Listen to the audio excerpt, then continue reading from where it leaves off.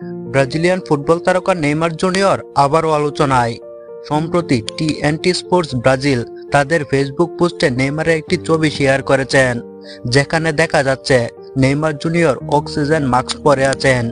এই ছবি দেখে ফুটবল ভক্তদের মনে প্রশ্ন উঠেছে, নেইমার কি আবারও ইনজুরিতে পড়েছেন?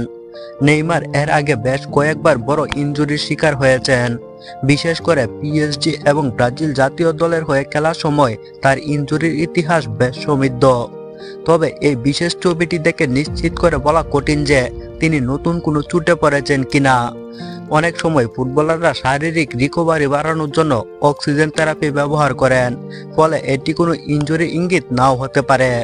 পোস্টটিতে টিএনটি স্পোর্টস মজার ভঙ্গিতে লিখেছেন যে নেইমার ম্যাচের জন্য চূড়ান্ত প্রস্তুতি নিচ্ছেন, তবে ছবিতে তার মুখে অক্সিজেন মাস্ক দেখে অনেকে চিন্তিত হয়ে পড়েছেন। আসলে এই ছবিটি দেখেই এত চিন্তিত হবার কিছু নেই। নেইমার কোনো ইনজুরিতে আক্রান্ত হয় নাই, মূলত এটি তার একটা নতুন থেরাপি। এই ছবির সাথে লেখা হয়েছে, নেইমার এমন একটি যন্ত্র ব্যবহার করছেন যার নাম আমাদের স্টাফ জানে না, তবে নিশ্চয় এটি দারুণ কিছু। এই লেখা দ্বারা বোঝা যায় যে এটি হয়তো ইনজুরির কারণে নয়, বরং রিকভারি বা শারীরিক কন্ডিশন ঠিক রাখার জন্য ব্যবহৃত কোনো চিকিৎসা পদ্ধতি। টিএনটি স্পোর্টস এই পোস্টের মাধ্যমে মূলত পাউলিস্তা 2025 টুর্নামেন্টের সান্তোস বনাম আগুয়া সান্তা ম্যাচের প্রচার করছে।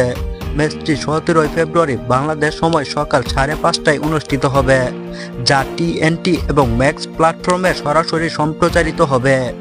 নেইমারের এই ছবি নিয়ে সামাজিক মাধ্যমে মিশ্র প্রতিক্রিয়া দেখা গেছে। কেউ কেউ চিন্তিত যে নেইমার আবারও ইনজুরিতে পড়েছেন, আবার অনেকে মনে করছেন এটি শুধুমাত্র একটি মজার প্রচারণার কৌশল। নেইমারের ইনজুরির ইতিহাসের কারণে তার ভক্তরা স্বাভাবিকভাবে উদ্বিগ্ন হয়ে পড়েন, তবে এই মুহূর্তে নিশ্চিত হওয়া যাচ্ছে না যে তিনি কোনো বড় সমস্যায় পড়েছেন কিনা।